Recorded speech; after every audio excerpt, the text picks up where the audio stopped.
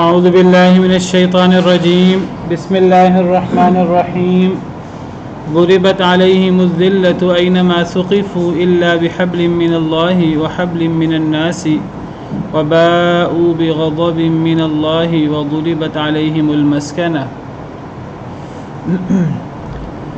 مار دی گئی ان کے اوپر الذلۃ ذلت، اینما ثقفوا جہاں بھی وہ پائے جائیں، الا بحبل من اللہ مگر ساتھ رسی اللہ کے، وحبل من الناس اور رسی لوگوں سے، وباءوا بغضب من اللہ اور وہ لوٹے اللہ کے غصے کے ساتھ، وضربت علیہم المسکنہ اور مار دی گئی ان کے اوپر مسکنت۔ مسکنت سے مراد فقیری، نداری، مسکینی۔ تو اہل کتاب کی بات چل رہی ہے، اللہ تعالیٰ نے پیچھے اہل کتاب کا ذکر فرمایا ہے اور اللہ نے ان کے کرتوت بیان فرمائے ہیں، اور اللہ نے فرمایا ہے کہ تم نے اہل کتاب کی پیروی نہیں کرنی، اہل کتاب کے نقش قدم پر نہیں چلنا، اور تم اہل کتاب کے نقش قدم پر چل بھی کیسے سکتے ہو جب کہ اللہ نے تمہیں قرآن اور سنت جیسی دولت دی ہے، نبی کریم صلی اللہ علیہ وسلم تم میں موجود ہیں، اللہ کی آیتیں تم پر پڑھی جا رہی ہیں، تو تم اہل کتاب کے پیچھے کیسے چل سکتے ہو؟ پھر اللہ تعالیٰ نے قرآن و سنت پر عمل کرنے کی اہمیت، اعتصام بحبل اللہ کی اہمیت بیان فرمائی، اور فرمایا کہ اس کی وجہ سے امت میں وحدت پیدا ہو سکتی ہے، اعتصام بحبل اللہ اور اللہ کے تقوی سے۔ اور اللہ نے فرمایا کہ امت محمدیہ بہترین امت ہے، لیکن پھر اللہ نے فرمایا کہ اگر اہل کتاب بھی ایمان لے آتے ان کے لیے بہتر ہوتا۔ پھر اہل کتاب کا ذکر شروع ہو گیا۔ پیچھے بھی اہل کتاب کا موضوع جاری تھا، اور اہل کتاب سے وہ جو بحث مباحثہ تھا، وہ جو عیسائیوں کا وفد تھا نجران کا، ان کے ساتھ بحث مباحثہ جاری تھا، تو پھر اب دوبارہ اہل کتاب کی بات شروع ہو گئی ہے۔ اللہ فرماتے ہیں اگر اہل کتاب بھی ایمان لے آتے ان کے لیے بہتر ہوتا۔ اہل کتاب کے اکثر تو فاسق ہیں، لیکن ان میں سے بعض مومن بھی ہیں، لیکن فرمایا کہ تمہیں اہل کتاب سے ڈرنے کی ضرورت نہیں ہے، تمہیں ساری توجہ اپنے ایمان پر، اپنے اللہ اور اپنے رسول کے ساتھ تعلق پر رکھنی چاہیے۔ اگر تمہارا اللہ کے ساتھ تعلق مضبوط ہے، اگر تم قرآن و سنت پر کما حقہ عمل کرتے ہو، پھر تمہیں اہل کتاب سے ڈرنے کی کوئی ضرورت نہیں ہے۔ لن یضروکم الا اذی، پچھلی آیت میں ہم نے پڑھا کہ وہ تمہیں نقصان نہیں دے سکتے۔ اگر وہ تمہیں نقصان دے سکتے ہیں تو تھوڑی سی تکلیف دے سکتے ہیں، کوئی زبان سے کوئی ایسی بات کر دیں جو تمہیں بری لگے، میدان میں وہ کبھی تمہیں شکست نہیں دے سکتے۔ وَإِن يُقَاتِلُوكُمْ يُوَلُّوكُمُ الْأَدْبَارَ، اگر وہ تم سے لڑائی کریں گے میدان میں تو وہ پیٹھیں پھیر کے بھاگ جائیں گے، ثُمَّ لَا يُنصَرُونَ، پھر ان کی مدد نہیں ہوگی۔ اور یہ جو اللہ نے بات فرمائی کہ ہمیں اہل کتاب سے، کفار سے ڈرنے کی ضرورت نہیں ہے، مسلمانوں کو کبھی بھی، ایک مسلمان غیروں سے ڈر بھی کیسے سکتا ہے جب اس کے ساتھ اللہ ہوتا ہے؟ اور جس کے ساتھ اللہ ہو، مسلمان کون ہے؟ اللہ کے دین پر عمل کرنے والا۔ اور اللہ کے دین کے پیچھے کون ہے؟ اللہ رب العالمین۔ جب مسلمان اللہ کے دین پر چلنے والا ہے، اور مسلمان کی زندگی کا مقصد ہی اللہ کے دین پر عمل کرنا اور اللہ کے دین کو غالب کرنے کی کوشش ہے، اور اللہ کے دین کو غالب کرنا کس نے ہے؟ مسلمان تو کوشش کرتا ہے، اللہ نے غالب کرنا ہے۔ جب اللہ نے غالب کرنا ہے اپنے دین کو، اور اسی دین کو غالب کرنے کی کوشش ایک مسلمان کر رہا ہے، تو ایک مسلمان کافر سے اور اہل کتاب سے ہار کیسے سکتا ہے؟ کبھی ہار نہیں سکتا۔ لہٰذا اللہ تعالیٰ بار بار فرماتے ہیں تمہیں اہل کتاب سے ڈرنے کی، کافروں سے ڈرنے کی کوئی ضرورت نہیں ہے۔ لن یضروکم الا اذی، ہرگز نہیں تمہیں نقصان دے سکتے مگر تھوڑی سی تکلیف، کوئی زبان سے تمہیں تکلیف دے دیں، کوئی زبان سے کوئی سازشیں کر لیں تو کر لیں، وہ عملی طور پہ تمہیں کوئی نقصان نہیں دے سکتے۔ اور ایسا ہوا، یہ کوئی اللہ کے ایسے صرف زبانی وعدے نہیں ہیں، یہ عملی وعدے ہیں۔ اور ایسا ہوا شروع اسلام میں، یہودیوں کو پہلے جو ہے وہ کس طرح ایک ایک کر کے نکالا گیا اور ان پہ غلبہ پایا گیا اللہ کے حکم سے، حالانکہ وہ بڑے مالدار تھے، بڑے ان کی نفری تھی، لیکن اللہ کے وعدے کے مطابق مسلمان ان پہ غالب آگے. پھر عیسائی روم جو ہے عیسائی تھے اور وہ کتنی بڑی طاقت تھی, وہ سپر پاور تھی. کیسے اللہ رب العالمین نے مسلمانوں کی مدد کی اور کیسے مسلمان روم پر غالب آئے, صرف روم پر نہیں فارس پر, اور سب بہت غلبہ ہوا مسلمانوں کو اور کئی سو سال تک غلبہ رہا مسلمانوں کا. بعد میں عیسائی اور مسلمانوں کی عیسائیوں کے ساتھ چپکلش ہوئی, اس میں مسلمانوں کو نقصان کا سامنا بھی کرنا پڑا. وہ بھی عیسائیت کے خلاف نہیں ہے, وہ عیسائیت کے خلاف اس لیے نہیں ہے کہ اللہ تعالیٰ نے جو مسلمانوں کو کہا ہے کہ تمہیں ان سے ڈرنے کی ضرورت نہیں ہے, یہ ایمان اور تقوی کی بنیاد پر اللہ نے فرمایا ہے. اگر مسلمان ہی ایمان پر عمل نہ کریں, اللہ اور اللہ کے رسول کے احکامات پر عمل نہ کریں, تو پھر یہ وعدے نہیں ہیں اللہ تعالیٰ کے. ابھی ہم پڑھیں گے آگے, یہ موضوع تھوڑا سا چلے گا اہل کتاب کا. اگلی آیات میں اللہ تعالیٰ فرماتے ہیں, یہ آیت نمبر, ابھی تو ہم آیت نمبر 112 پڑھ رہے ہیں, اور یہ آگے آیت نمبر 119 اور 120 میں ہم پڑھیں گے. وَإِن تَصْبِرُوا وَتَتَّقُوا لَا يَضُرُّكُمْ كَيْدُهُمْ شَيْئًا. اگر تم صبر کرو اور تم اللہ سے ڈرو تو تمہیں ان کی چال کوئی نقصان نہیں دے سکتی, ان اہل کتاب کی. تو ان کی چال ہمیں کب نقصان نہیں دے سکتی, ان کی سازشیں اور ان کی ساری کوششیں وہ ہمیں کب نقصان نہیں دے سکتی, اگر ہم صبر کریں اور ڈریں اللہ تعالیٰ سے. اگر ہمارا تقوی, اللہ رب العالمین سے ڈر ہمارا برقرار ہو, ایمان برقرار ہو, صبر حوصلے کے ساتھ اگر ہم اسلام کے جو احکامات ہیں اگر ہم ان پر عمل کریں تو پھر ہمیں کسی سے ڈرنے کی کوئی ضرورت نہیں ہے. لیکن اگر ہم اس پہ عمل نہ کریں تو پھر تو ڈر پیدا بھی ہوگا, اور ڈرنا بھی چاہیے. پھر ڈرنا غیروں سے نہیں چاہیے, ڈرنا اپنی بے ایمانی سے اور اپنے فسق و فجور سے ڈرنا چاہیے. اللہ کی ناراضگی سے ڈرنا چاہیے, جس اللہ کی ناراضگی کی وجہ سے ہم ذلیل ہوئے بھی ہیں اور ہوں گے بھی. اور اس ذلت سے بچنے کا ایک ہی حل ہے, اور وہ حل ہے اللہ کی طرف رجوع. وَتُوبُوا إِلَى اللَّهِ جَمِيعًا أَيُّهَا الْمُؤْمِنُونَ لَعَلَّكُمْ تُفْلِحُونَ. اللہ تعالیٰ نے فرمایا وَأَنْتُمُ الْأَعْلَوْنَ إِن كُنتُم مُؤْمِنِينَ, تم ہی غالب ہوگے اگر تم مومن ہو. اور میں کئی موقعوں پر بار بار ایسی آیات پیش کر چکا ہوں کئی موقعوں پر کہ جس میں اللہ نے کتنی دفعہ وعدے کیے ہیں, اور وہ اللہ کے وعدے صرف اللہ کے نبی کے ساتھ خاص نہیں ہیں, اللہ کے نبیوں کے ساتھ خاص نہیں ہیں. وہ وعدے اللہ کے نیک بندوں کے ساتھ, ایمان والوں کے ساتھ بھی ہیں, اور وہ صرف آخرت کے حوالے سے نہیں ہیں, وہ دنیا کے حوالے سے بھی ہیں. اور بار بار وہ آیات اس لیے پیش کرتا ہوں کہ کم از کم پہلی چیز تو ہمارا ایمان ہے, ہمارا ایمان تو مضبوط ہو اس بات پر اور اللہ کے وعدوں پر کہ اللہ نے یہ وعدہ کر رکھا ہے مسلمانوں سے کہ اللہ ہمیشہ مسلمانوں کو غلبہ دیں گے. اس پر ہمارا ایمان ہونا چاہیے, ہمارے عقیدے کا مسئلہ ہے. اور اگر مسلمان یہ سمجھتے ہیں کہ ہم دنیا میں غالب نہیں آ سکتے تو یہ مسلمانوں کی ایمان کی خرابی ہے, عقیدے کی کمزوری ہے, جس کی اصلاح ہونی چاہیے. سب سے پہلے یہ عقیدے کی اصلاح ہوگی اور کتاب و سنت پر عمل ہوگا, اور پھر مسلمان جو ہیں وہ عملی طور پر بھی غالب آئیں گے. سب سے پہلے مسلمانوں کا اللہ پر حسن ظن ہونا چاہیے, اللہ کے وعدوں پر اعتبار ہونا چاہیے. اللہ مسلمانوں کو ذلیل کر کیسے سکتے ہیں؟ وہ مسلمان جن کے زندگی کا مقصد, جو صحیح مقصد ہے ایک مسلمان کا, اللہ کے دین کو غالب کرنے کی کوشش. اور اللہ کے دین کی مدد کس نے کرنی ہے؟ اللہ نے خود کرنی ہے. اور جس کے پیچھے اللہ ہو اس کو ڈرنے کی کوئی ضرورت ہے؟ کوئی ضرورت نہیں ہے.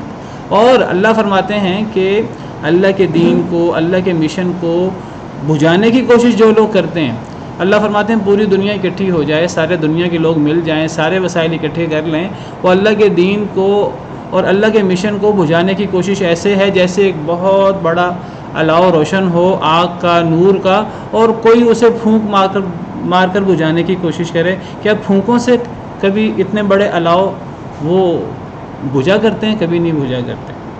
جتنی مرضی سازشیں کر لی جائیں, جتنی مرضی جو ہے وہ روپے پیسے خرچ کر لیے جائیں, جتنی مرضی دنیا اکٹھی ہو جائے, کبھی اللہ کے دین کو مغلوب نہیں کیا جا سکتا.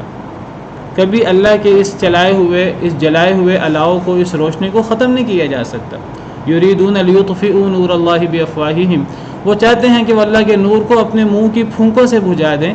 واللہ متم نورہ, اللہ نے اپنے نور کو پورا کرنا ہی کرنا ہے. ولو کرہ الکافرون, چاہے کافر کتنا ہی ناپسند کیوں نہ کریں. هو الذی ارسل رسولہ بالہدی ودین الحق لیظہرہ علی الدین کلہ، اللہ نے اپنے رسول کو ہدایت اور دین حق کے ساتھ بھیجا تاکہ اللہ تعالیٰ اس کو تمام ادیان پر غالب کر دے، ولو کرہ المشرکون، چاہے مشرک کتنا ہی ناپسند کیوں نہ کرے۔ اور ہم نے پڑھا اس صورت کے شروع میں کہ قل للذین کفروا ستغلبون وتحشرون الی جہنم، اے نبی صلی اللہ علیہ وسلم آپ کافروں سے کہہ دیجئے کہ تم مغلوب بھی ہوگے یعنی دنیا میں، وتحشرون الی جہنم، اور تم جہنم میں اکٹھے بھی کیے جاؤ گے یعنی آخرت میں، یعنی تم دنیا میں بھی خسارے میں ہو، تم آخرت میں بھی خسارے میں ہو۔ کافر دنیا میں بھی مغلوب اور آخرت میں بھی خسارے میں۔ لیکن آپ دیکھیے آج ہمیں دنیا میں کافر کئی جگہ مغلوب نظر نہیں آتے، مسلمان مغلوب نظر آتے ہیں۔ اللہ کے وعدوں میں کوئی کمی نہیں، اللہ کے وعدے پورے ہیں، پکے ہیں، اور ہمیں اللہ کے وعدوں پر ایمان ہونا چاہیے۔ اللہ فرماتے ہیں انا لننصر رسولنا والذین آمنوا فی الحیات الدنیا ویوم یقوم الاشہاد، اللہ فرماتے ہیں ہم اپنے رسولوں کی بھی اور ایمان والوں کی بھی، ہم سب کی مدد کرتے ہیں دنیا کی زندگی میں بھی اور جس دن گواہیاں قائم ہوں گی یعنی قیامت، اس میں بھی، دنیا میں بھی اللہ نبیوں کی بھی اور ایمان والوں کی بھی مدد کرتے ہیں، اور آخرت میں بھی اللہ کا وعدہ ہے، اور اللہ کبھی وعدے کی خلاف ورزی نہیں کرتے۔ جنگ احد میں اللہ کے وعدے تب بھی تھے، جنگ احد میں نقصان ہوا مسلمانوں کا، مسلمانوں نے کہا انا ھذا، یہ کہاں سے ہوا؟ ہم پڑھیں گے انشاءاللہ چند ایک دو پیجز کے بعد۔ تو اللہ نے فرمایا تمہاری اپنی وجہ سے ہوا۔ وہ صحابہ کرام کا دور تھا، صحابہ کرام کے دور میں جب انہیں بعض وجوہات کی بنا پر جنگ احد میں نقصان کا سامنا کرنا پڑا تو اللہ نے وجہ بتائی کہ یہ تمہاری اپنی وجہ سے ہوا۔ وہ تو صحابہ تھے، وہاں تو نبی صلی اللہ علیہ وسلم موجود تھے۔ آج ہم صحابہ کی طرح، ہم تو صحابہ کے پاسنگ بھی نہیں ہیں، ہم تو بہت دور نکل چکے ہیں، اور نبی صلی اللہ علیہ وسلم بھی موجود نہیں ہیں، ہم دین سے بہت دور ہو چکے ہیں۔ اگر آج ہمیں کوئی نقصان پہنچتا ہے اور مشکلات کا سامنا کرنا پڑتا ہے، کل بات ہو رہی تھی مشکلات کا سامنا ہوتا ہے دعوت پہ اور ان چیزوں میں، تو بہرحال یہ ہمارے اعمال کی وجہ سے۔ تو اللہ کا وعدہ جو ہے وہ سچا ہے، اور اللہ فرماتے ہیں تمہیں اہل کتاب ہوں یا کافر ہوں تمہیں کسی سے ڈرنے کی کوئی ضرورت نہیں ہے، وہ تمہیں نقصان نہیں دے سکتے، اور اگر تم سے لڑیں بھی میدان جنگ میں تو وہ پیٹھیں پھیر کر بھاگیں گے، پھر ان کی مدد نہیں ہوگی۔ اور اللہ نے سورہ حشر میں فرمایا لَأَنْتُمْ أَشَدُّ رَهْبَةً فِي صُدُورِهِم مِّنَ اللَّهِ، کہ وہ تو بدبخت اللہ سے ڈرتے ہی نہیں ہیں۔ ایک مسلمان ہے جو اللہ سے ڈرتا ہے۔ اللہ نے فرمایا کہ کافروں کے نزدیک کافر اللہ سے نہیں ڈرتے جتنا تم سے ڈرتے ہیں۔ لَأَنْتُمْ أَشَدُّ رَهْبَةً فِي صُدُورِهِم مِّنَ اللَّهِ، تم اے مسلمانوں کافروں کے دلوں میں تمہارا خوف اللہ سے بھی زیادہ ہے۔ ذالک بأنہم قوم لا یفقہون، یہ اس لیے ہے کہ وہ بے وقوف لوگ ہیں، وہ اللہ سے نہیں ڈرتے، وہ تم سے ڈرتے ہیں۔ تو بہرحال کافر مسلمانوں پر کبھی غالب نہیں آ سکتے اگر مسلمان اپنے دین پر صحیح طریقے سے عمل پیرا ہوں۔ تو اللہ فرماتے ہیں ضربت علیہم الذلۃ، اہل کتاب کی بات ہو رہی ہے، مار دی گئی ان کے اوپر ذلت، ان کے اوپر ذلت مار دی گئی ہے، طے کر دی گئی ہے، تھوپ دی گئی ہے۔ اینما ثقفوا، جہاں بھی وہ پائے جائیں، الا بحبل من اللہ، سوائے اللہ کی رسی کے، وحبل من الناس، یا لوگوں کی رسی کے۔ اہل کتاب مراد ہے خاص طور پہ یہودی، ان پر ذلت مار دی گئی ہے، مسکینی ان کے اوپر تھوپ دی گئی ہے، جہاں بھی وہ پائے جائیں ہمیشہ ذلت ان کا سامنا کرتی رہے گی۔ اور یہ جو ذلت ان کا سامنا کرنا ہے یہ کوئی وقتی نہیں ہے، یہ قیامت تک ہے۔ قرآن کریم کی آیات سے، احادیث مبارکہ سے پتہ لگتا ہے یہ قیامت تک ہے۔ اللہ نے انہیں ذلیل کر دیا ہے، اللہ نے انہیں بڑا غلبہ دیا تھا، اب اللہ نے وہ مقام نبی صلی اللہ علیہ وسلم کی امت کو دے دیا ہے۔ اگر نبی صلی اللہ علیہ وسلم کی امت دین پر صحیح طریقے سے عمل پیرا رہی، امر بالمعروف نہی عن المنکر پر اور پر صحیح طریقے سے عمل پیرا رہی، تو اللہ فرماتے ہیں اب یہ ہمیشہ ذلیل رہیں گے، سوائے اس کے کہ اللہ کی رسی انہیں حاصل ہو جائے۔ اللہ کی رسی سے کیا مراد ہے؟ اللہ کی رسی سے مراد کہ یا تو یہ ایمان لے آئیں، یا پھر یہ جزیہ دے کر مسلمانوں کے علاقے میں رہیں۔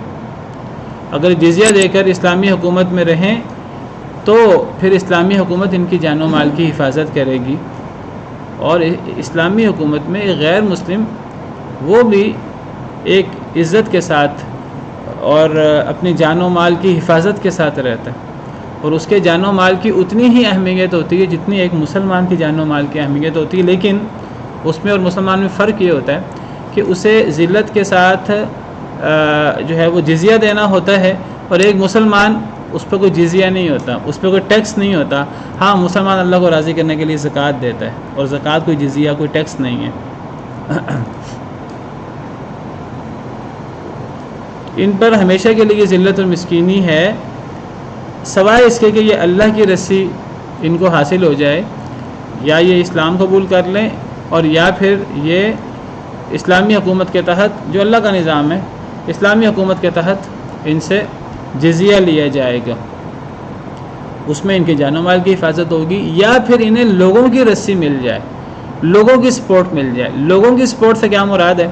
مفسرین کرام کہتے ہیں علماء کہ لوگوں کی سپورٹ سے مراد اگر تو پوری حکومت انہیں امان دے اور پوری حکومت ان سے ذمہ والا معاملہ کرے، وہ تو اللہ کا نظام ہے، اور وہ تو بحبل من اللہ میں آتا ہے۔ اگر کوئی ایک مسلمان انہیں امان دیتا ہے تو یہ لوگوں کی امان میں آتا ہے۔ آپ نے پڑھا ہوگا امان کے بارے میں کہ اگر مسلمانوں میں سے کوئی ایک شخص بھی کسی کافر کو امان دے دے تو وہ پوری حکومت کی طرف سے امان ہوتی ہے۔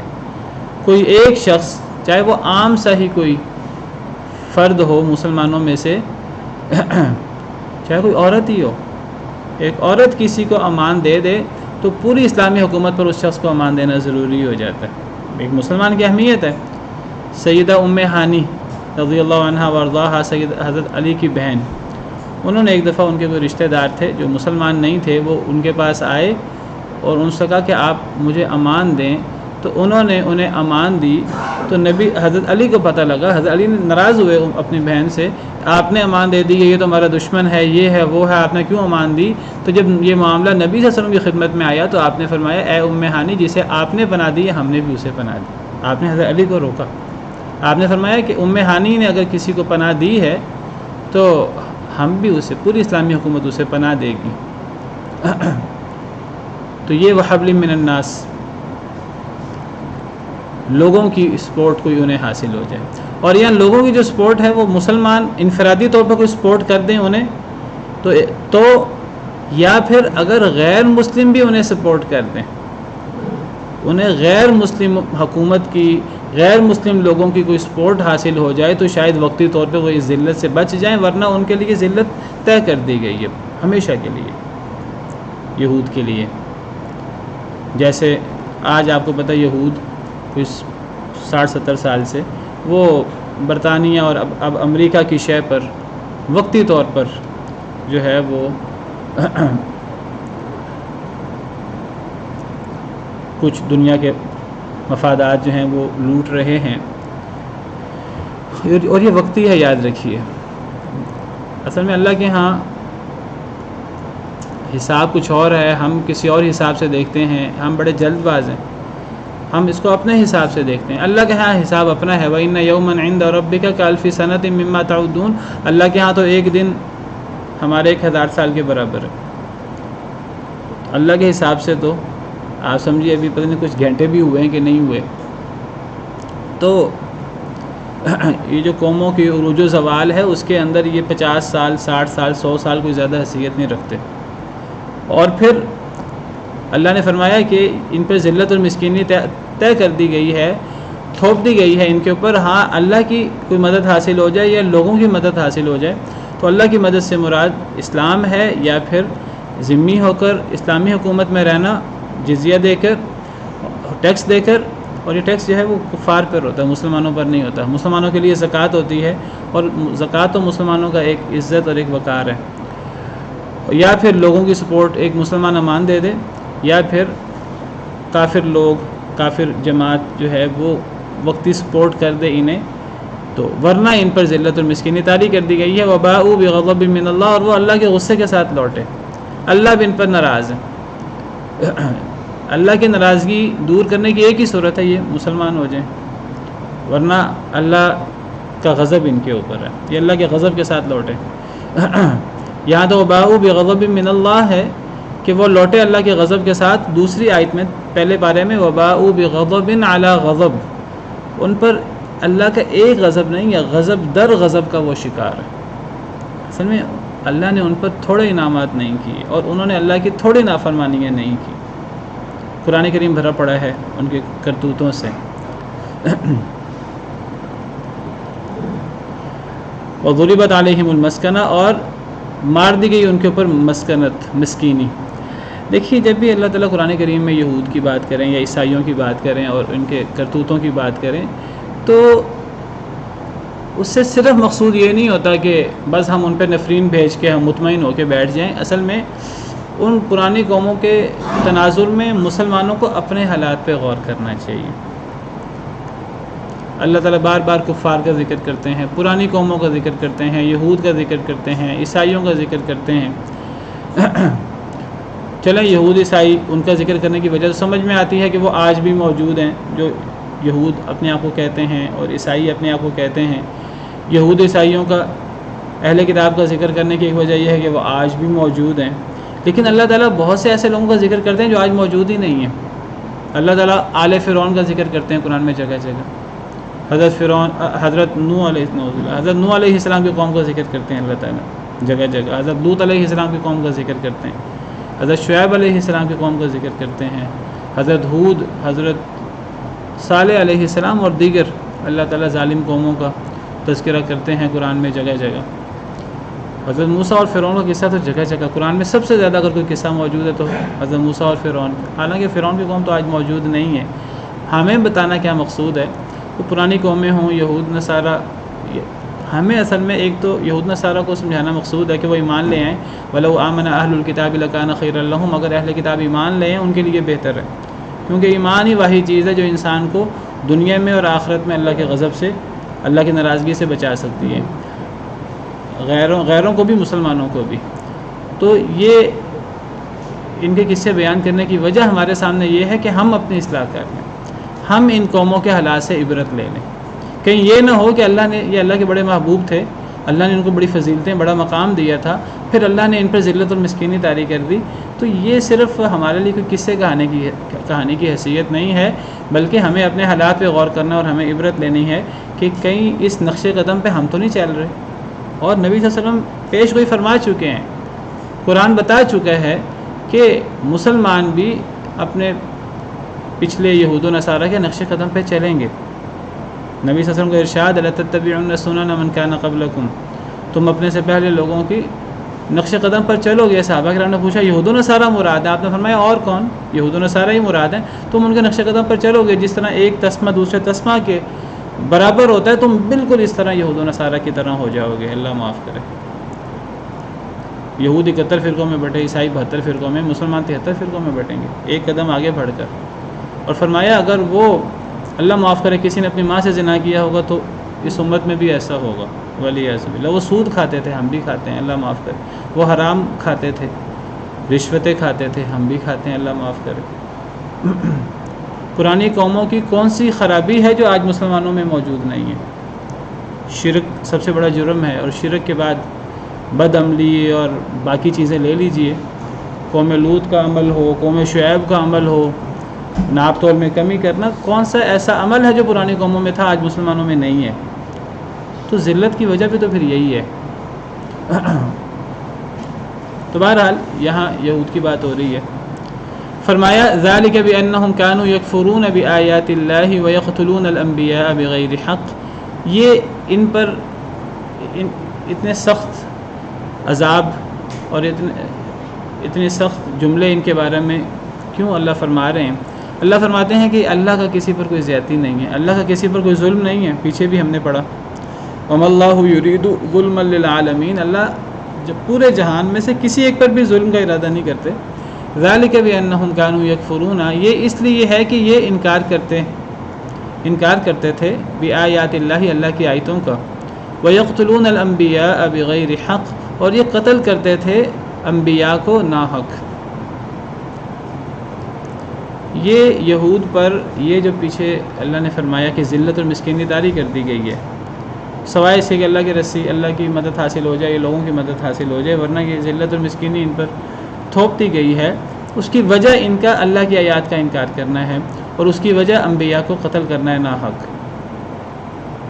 دیکھیے اللہ کی آیات کے انکار سے کیا مراد ہے؟ یعنی ایمان نہ لانا، قرآن پر ایمان نہ لانا، نبی صلی اللہ علیہ وسلم پر ایمان نہ لانا، نبی صلی اللہ علیہ وسلم کے جو معجزات تھے ان پر ایمان نہ لانا۔ معجزات کا مقصد یہ تھا کہ ان معجزات کو دیکھ کر نبی صلی اللہ علیہ وسلم پر ایمان لایا جائے، قرآن کریم پر ایمان لایا جائے، قرآن کریم کے میں جو اللہ تعالیٰ کے احکامات ہیں ان پر ایمان لایا جائے۔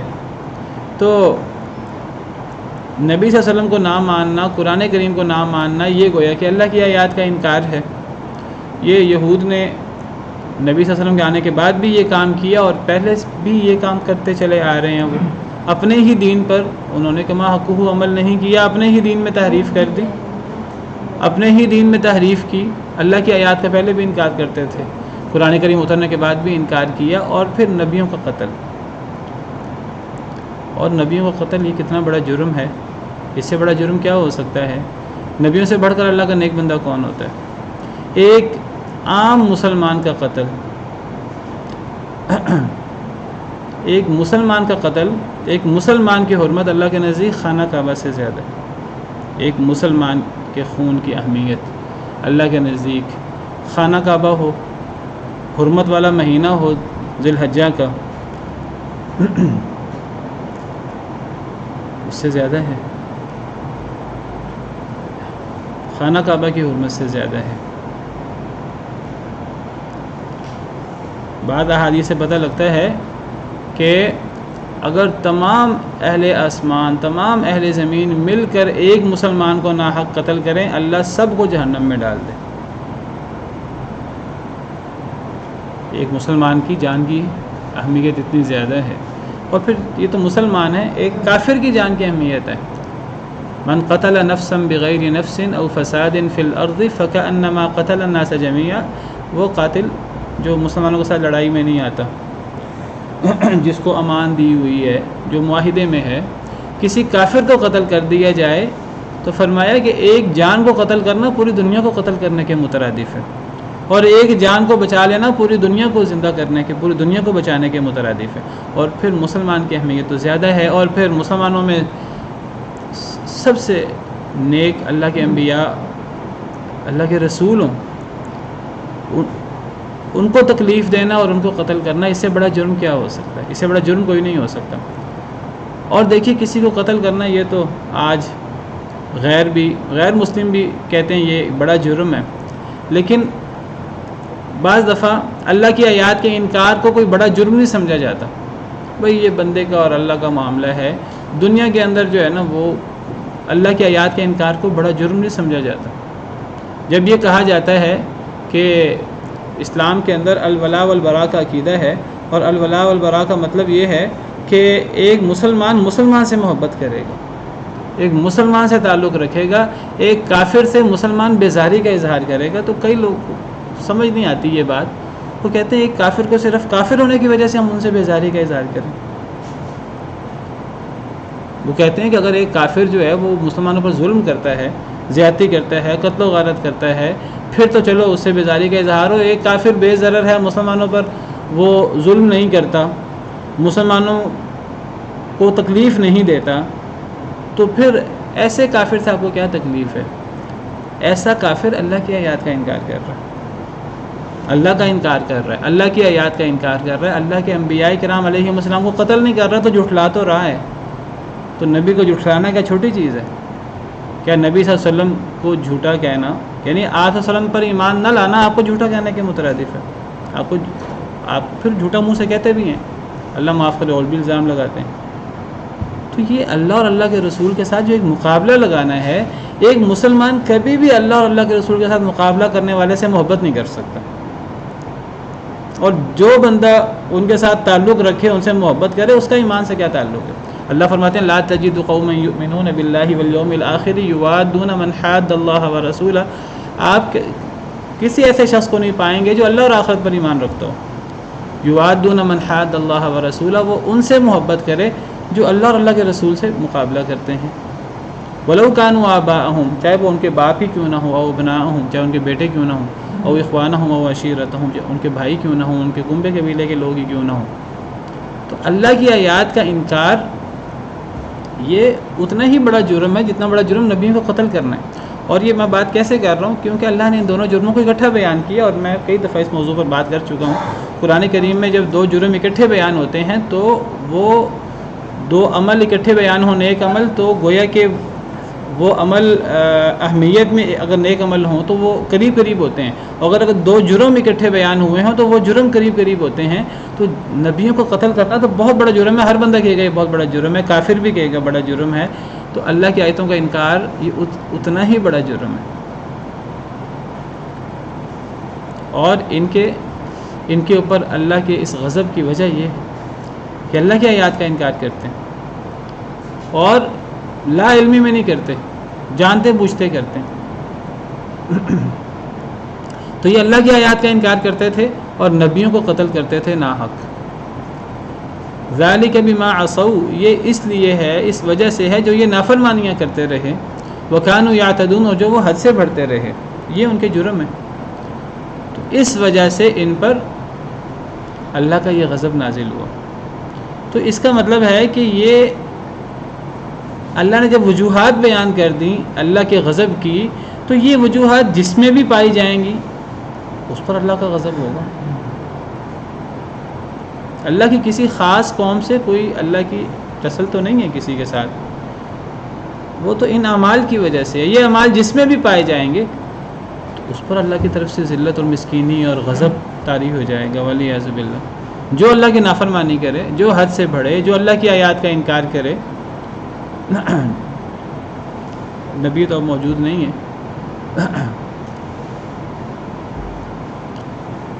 نبیوں کو قتل کرنا، یا ہم نے پیچھے پڑھا تھا تیسرے پارے میں ہی، وہ لوگ جو لوگوں کو نیکی کا حکم دیں انہیں قتل کرنا، اللہ نے ان کا ذکر نبیوں کے قتل کے ساتھ کیا تھا۔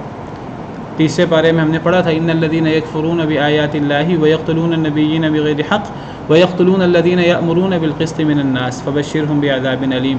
جو لوگ اللہ کی آیتوں کا انکار کرتے ہیں اور اللہ کے نبیوں کو ناحق قتل کرتے ہیں اور ان لوگوں کو قتل کرتے ہیں جو لوگوں کو نیکی کا حکم دیتے ہیں، تو ایسے لوگوں کو دردناک عذاب کی بشارت دے دو۔ اور میں نے وضاحت کی تھی کہ یہاں اللہ کی آیات کا انکار بہت بڑا جرم ہے، سب سے بڑا جرم ہے کفر، اور نبیوں کو قتل کرنا سب سے بڑا جرم ہے، اور ان لوگوں کو قتل کرنا جو لوگوں کو نیکی کا حکم دیں، تو یہ بہت بڑا جرم ہے، علماء کو قتل کرنا۔ تو بہرحال یہ جرم ہمارے ہاں پائے جاتے ہیں، آج مسلمان کہلانے والوں میں پائے جاتے ہیں۔ یہ وجہ ہیں یہود پر اور عیسائیوں پر اللہ کی ناراضگی کی۔ اللہ فرماتے ہیں لیسوا سواء، نہیں ہیں یہ سب برابر۔ پھر اللہ تعالیٰ نے دوبارہ وہی بات کی جو پہلے ہم نے پڑھی، منہم المؤمنون واکثرهم الفاسقون۔ ہم نے پیچھے پڑھا تھا کہ اگر اہل کتاب ایمان لے آئیں تو یہ ان کے لیے زیادہ بہتر ہے۔ اللہ نے فرمایا نہیں، سارے کافر نہیں ہیں، ان میں مومن بھی ہیں، زیادہ فاسق ہیں۔ اور میں نے وضاحت کی تھی پیچھے کہ وہ بہت سارے قبائل تھے ان بہت سارے قبائل میں چند انگلیوں پر گنے جانے والے لوگ مسلمان ہوئے تھے۔ حضرت عبداللہ بن سلام، حضرت اسد بن عبید، اسید بن سالبہ، اسید بن سایہ اور سالبہ بن سایہ وغیرہ، چند لوگ مسلمان ہوئے تھے یہودیوں میں سے خاص طور پر۔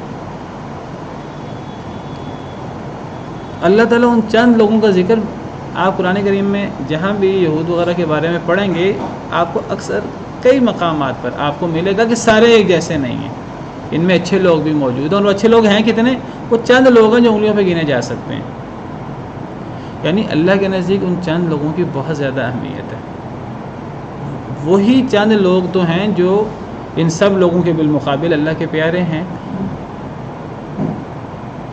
تو جب اللہ ان کا ذکر کرتے ہیں، اللہ تعالیٰ ساتھ ان چند لوگوں کا ذکر ضرور کرتے ہیں، ایک جماعت کے طور پہ اللہ ان کا ذکر کرتے ہیں۔ پیچھے ہم نے پڑھا منہم المؤمنون واکثرهم الفاسقون، ان میں مومن بھی ہیں اور اکثر فاسق ہیں۔ اور یہاں پھر اللہ تعالیٰ دوبارہ تکرار کے ساتھ 2 آیتوں کے بعد ہی سب ایک جیسے نہیں ہیں۔ من اہل الکتاب امۃ قائمۃ، اہل کتاب میں سے ایک جماعت ہے جو قائم رہنے والی ہے، یتلون آیات اللہ آناء اللیل، وہ تلاوت کرتی ہے اللہ کی آیات کی رات کی گھڑیوں میں، وہم یسجدون، اور وہ سجدے کرتے ہیں، یہ کن اہل کتاب کی بات ہو رہی ہے؟ نبی صلی اللہ علیہ وسلم کے دور کے اہل کتاب یہودی جو ہیں، ان میں اچھی جماعت بھی موجود ہے، اور وہ چند لوگ ہیں گنتی انگلیوں پر گنے جانے والے۔ بطور مثال آپ کو 3-4 صحابہ کرام کا نام آنا چاہیے جو یہود سے مسلمان ہوئے۔ حضرت عبداللہ بن سلام ہیں، حضرت اسد بن عبید ہیں، حضرت اسید بن سعیہ سین عین یا ہا، ثعلبہ بن سعیہ رضی اللہ عنہم وارضاہم اجمعین۔ اللہ نے فرمایا ان لوگوں کے لیے اللہ کا ڈبل اجر ہے۔ یہ جب اہل کتاب میں سے تھے پہلے، تب اہل کتاب اس مسلک پر صحیح طریقے سے کاربند تھے۔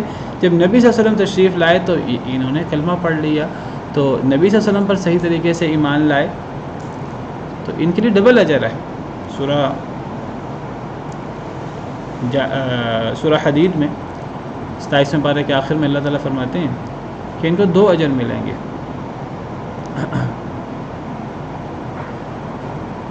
تو فرمایا سب ایک جیسے نہیں ہیں، اچھے لوگ بھی موجود ہیں۔ اس سے پتہ لگتا ہے کہ جب برے لوگوں کا ذکر کیا جائے کسی بھی گروہ میں تو ہمیشہ بروں کا ذکر نہیں کرنا چاہیے۔ اگر اچھے لوگ بھی چاہے تھوڑے ہوں، ان اچھے لوگوں کا ذکر ضرور کرنا چاہیے۔ اگر ہم سیاستدانوں کا یا کسی گروہ کا ذکر کرتے ہیں اور ہم کہتے ہیں ان میں برے لوگ زیادہ ہیں، تو ہمیں کہنا چاہیے کہ الا ماشاء اللہ، یا ان میں اچھے لوگ بھی موجود ہیں، چاہے وہ تھوڑے ہی کیوں نہ ہوں، چاہے وہ انگلیوں پر گنے جانے والے ہی کیوں نہ ہوں۔ میں کسی گروہ کی بات کر دی، میرا مراد کسی کو پوائنٹ آؤٹ کرنا نہیں ہے۔ بعض دفعہ ہمارے ہاں ایک طریقہ ہے، ہم کسی گروہ کے بارے میں عمومی بات کر دیتے ہیں۔ تو اللہ تعالیٰ تو اہل کتاب کی بات کرتے ہوئے، وہ اہل کتاب جن پر اللہ فرماتے ہیں ان پر اللہ کی طرف سے غضب نازل ہوا، اللہ کی طرف سے ذلت اور مسکین، اللہ تعالیٰ ان میں اچھے لوگوں کا ذکر کرتے ہیں، چاہے وہ تھوڑے ہی ہیں، سب ایک جیسے نہیں ہیں۔ اہل کتاب میں ایک ایسی جماعت بھی ہے جو قائم ہے۔ قائم سے مراد بعض علماء لیتے ہیں کہ راتوں کو قیام کرنے والی، کیونکہ آگے یتلون آیات اللہ آناء اللیل کے الفاظ بھی ہیں، وہ تلاوت کرتے ہیں اللہ کی آیات کی رات کی گھڑیوں میں۔ بعض کہتے ہیں قائم سے مراد یعنی اللہ کے احکامات پر قائم ہے، اللہ کے احکامات پر عمل کرنے والی، جو اللہ کا حکم ہے اس پر وہ سر جھکاتے ہیں۔ اور یتلون آیات اللہ آناء اللیل سے مراد رات کا قیام ہے، راتوں کو قیام بھی کرتے ہیں، اللہ کی آیتوں کی تلاوت کرتے ہیں رات کی گھڑیوں میں۔ پتہ لگا رات کا قیام کرتے ہیں، اور یہ بھی پتہ لگا رات کے قیام میں زیادہ بڑا حصہ قرآن کی تلاوت کا ہونا چاہیے، اور وہ رات کی گھڑیوں میں اللہ کی آیتیں تلاوت کرتے ہیں۔ وہم یسجدون، اور وہ سجدہ کرتے ہیں۔ سجدہ کی فضیلت پتہ لگی، اللہ نے سجدے کو بڑے اہتمام کے ساتھ بیان فرمایا۔ وہ سجدہ کرتے ہیں، ممکن ہے سجدے سے مراد نماز ہو، جوز بول کے کوئی مراد لیا ہو، بہرحال سجدہ نماز کا ایک بڑا اہم حصہ ہے۔ اللہ کے سامنے جھکتے ہیں۔ یؤمنون باللہ والیوم الآخر، وہ ایمان لاتے ہیں اللہ کے ساتھ بھی، والیوم الآخر، اور آخرت پر بھی۔ وَيَأْمُرُونَ بِالْمَعْرُوفِ وَيَنْهَوْنَ عَنِ الْمُنْكَرِ، اور وہ حکم دیتے ہیں معروف کا اور وہ روکتے ہیں برائی سے۔ وَيُسَارِعُونَ فِي الْخَيْرَاتِ، اور وہ جلدی کرتے ہیں نیکیوں میں۔ تو یہ سارے نیک اعمال ہیں۔ تو یہ نیک اعمال اہل کتاب میں بھی کچھ لوگ ہیں جو پچھلے لوگوں کی طرح نہیں ہیں، وہ بڑے نیک ہیں، تو وہ اللہ پر بھی ایمان لاتے ہیں، آخرت پر بھی ایمان لاتے ہیں، امر بالمعروف بھی کرتے ہیں، نہی عن المنکر بھی کرتے ہیں، کیونکہ امر بالمعروف کرنا، نہی عن المنکر، اب وہ امت محمدیہ میں شامل ہیں، اور ان امت محمدیہ میں جو ایمان لا چکی ہے تو وہ بھی امر بالمعروف نہی عن المنکر کرتے ہیں۔ بعض علماء نے یہاں امر بالمعروف نہی عن المنکر سے عمومی امر بالمعروف نہی عن المنکر بھی مراد لیا ہے، اور اس کے ساتھ ساتھ خاص طور پہ وہ کہتے ہیں کہ نبی صلی اللہ علیہ وسلم کے بارے میں اور قرآن کے بارے میں وہ اپنی قوم کو واعظ کرتے ہیں کہ جی نبی صلی اللہ علیہ وسلم سچے ہیں، اور تم بھی نبی صلی اللہ علیہ وسلم پر ایمان لاؤ، قرآن سچی کتاب ہے، تم بھی اس پر ایمان لاؤ۔ وَيَنْهَوْنَ عَنِ الْمُنْكَرِ سے مراد جو ان کی قوم میں خرابیاں تھیں، قول و فعل میں تضاد تھا، اپنی ہی کتاب پر عمل نہ کرنا تھا، اپنی ہی کتاب کی باتیں چھپانا تھا، تو عمومی امر بالمعروف نہی عن المنکر بھی مراد ہے۔ اور اس سے خاص طور پہ ان کے حوالے سے، اسلام کے حوالے سے، جو یہود اسلام کا ذکر، یہود کو پتہ تھا اسلام سچا دین ہے، لیکن وہ لوگوں کے سامنے کہتے تھے یہ غلط دین ہے، وہ چھپاتے تھے حق کو۔ تو یہ بعض علماء کہتے ہیں یہاں امر بالمعروف نہی عن المنکر سے مراد مخصوص جو یہود کے معاملات تھے، خاص ان معاملات میں وہ انہیں امر بالمعروف نہی عن المنکر کرتے تھے۔ وَيُسَارِعُونَ فِي الْخَيْرَاتِ، اور وہ جلدی کرتے تھے نیکیوں میں. وَأُولَٰئِكَ مِنَ الصَّالِحِينَ، یہی لوگ ہیں من الصالحین، نیک لوگوں میں سے، یہی نیکوکاروں میں سے ہیں. تو اللہ فرماتے ہیں سب ایک جیسے نہیں ہیں. اہل کتاب میں سے بھی کئی لوگ ایمان لے آئے نبی صلی اللہ علیہ وسلم پر، قرآن پر، اور وہ وہی کام کرتے ہیں جو مسلمان کرتے ہیں. یہاں کسی کو مغالطہ نہ ہو کہ یہاں نبی صلی اللہ علیہ وسلم پر ایمان کا ذکر نہیں ہے، یہاں قرآن پر ایمان کا ذکر نہیں ہے. یہاں قرآن پر ایمان مراد ہے. یتلون من اہل الکتاب امۃ قائمۃ یتلون آیات اللہ آناء اللیل سے مراد کیا ہے؟ قرآن مراد ہے، کیونکہ نماز میں ان آیات سے مراد تورات انجیل تو نہیں ہے.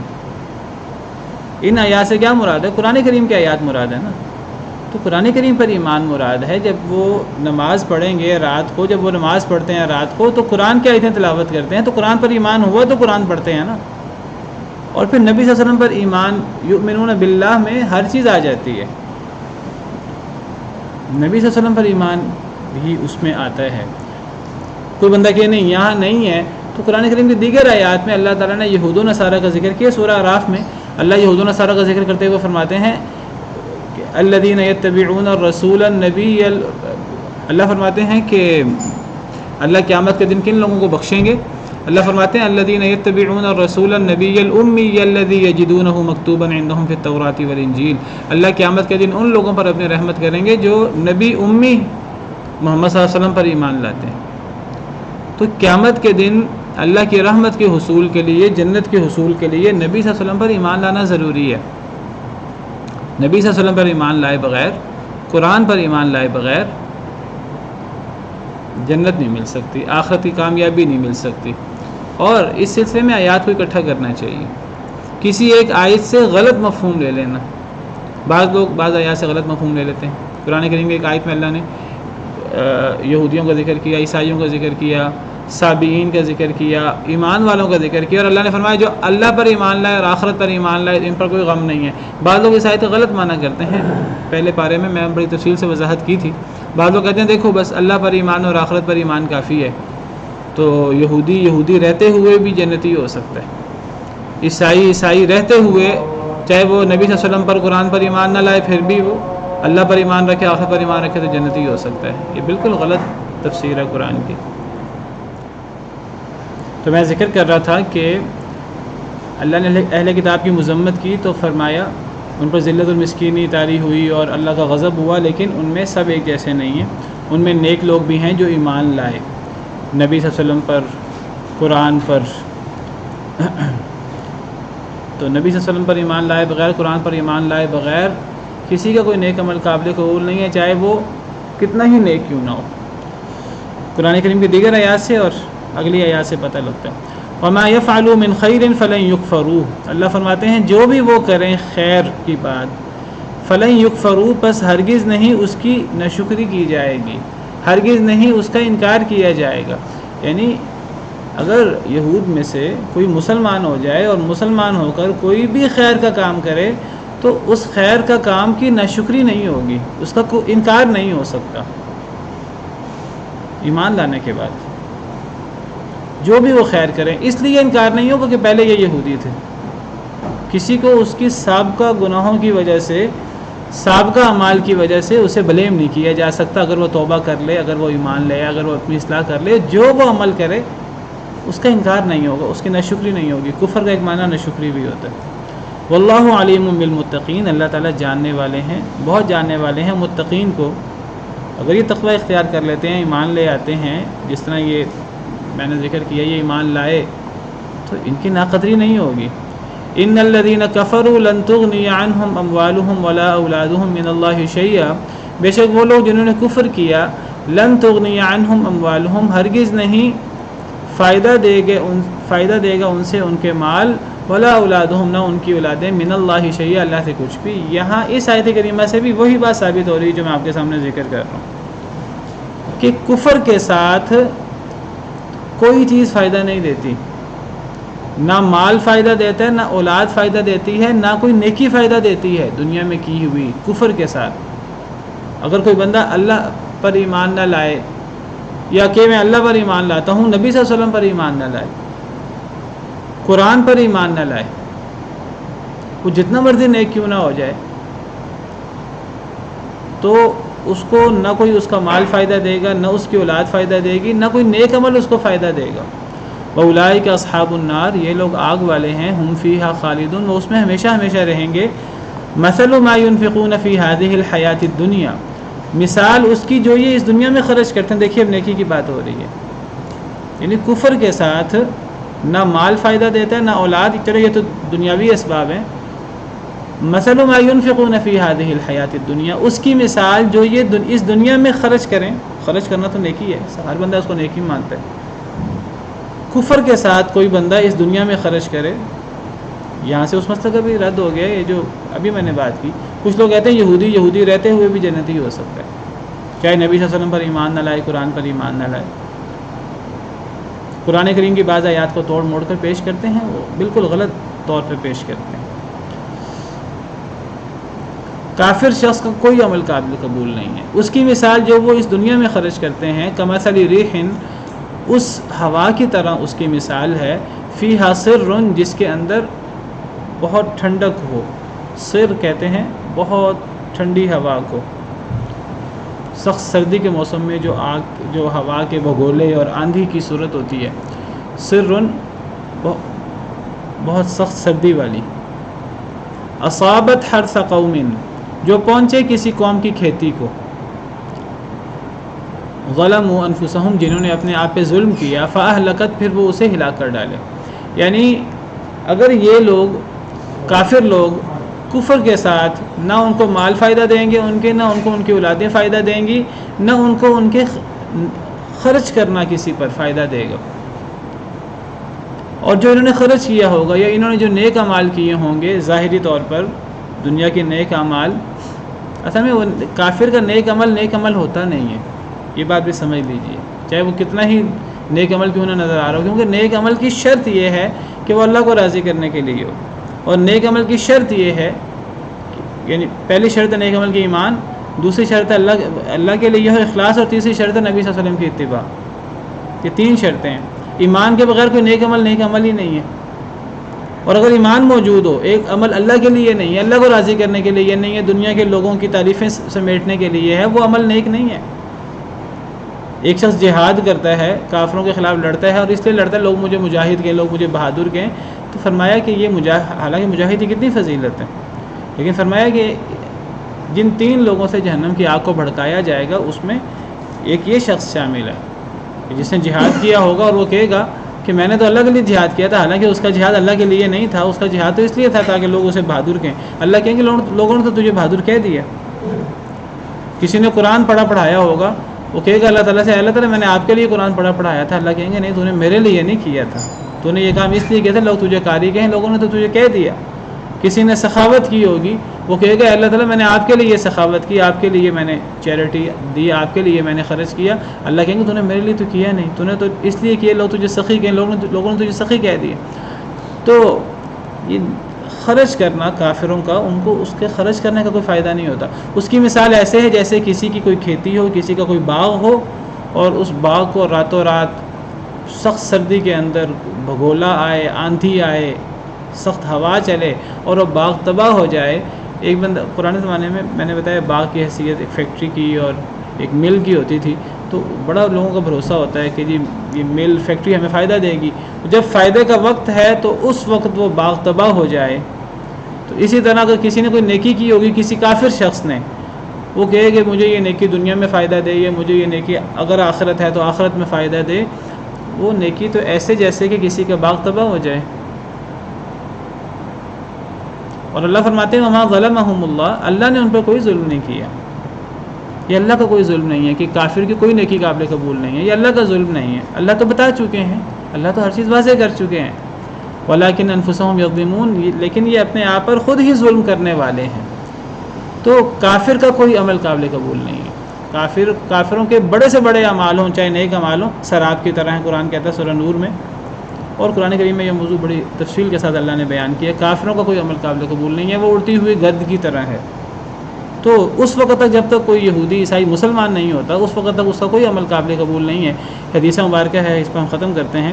صحیح مسلم کی حدیث ہے، نبی صلی اللہ علیہ وسلم نے فرمایا والذی نفس محمد بیدہ، اس ذات کی قسم جس کے ہاتھ میں مجھ محمد صلی اللہ علیہ وسلم کی جان ہے، آپ نے فرمایا لا یسمع بی احد، نہیں سنتا میرے بارے میں کوئی ایک من ہذہ الامتی، اس امت میں سے، یہودی ولا نصرانی، چاہے وہ یہودی ہو یا نصرانی ہو، جب وہ میرے بارے میں سن لے ثم یموت، پھر وہ مر جائے، ولم یؤمن بالذی ارسلت بہ، اور وہ اس پر ایمان نہیں لایا جو میں دے کر بھیجا گیا ہوں، نبی صلی اللہ علیہ وسلم پر ایمان نہیں لایا، نبی صلی اللہ علیہ وسلم پر جو قرآن حدیث اتری اس پر ایمان نہیں لایا، الا کان من اصحاب النار، وہ آگ والوں میں سے ہوگا۔ کوئی یہودی عیسائی اگر وہ نبی صلی اللہ علیہ وسلم کے بارے میں سن لے پھر وہ آپ پر ایمان نہ لائے، آپ پر اترنے والے وہی قرآن و حدیث پر ایمان نہ لائے، وہ جنت میں نہیں جا سکتا، کتنا ہی نیک کیوں نہ ہو جائے۔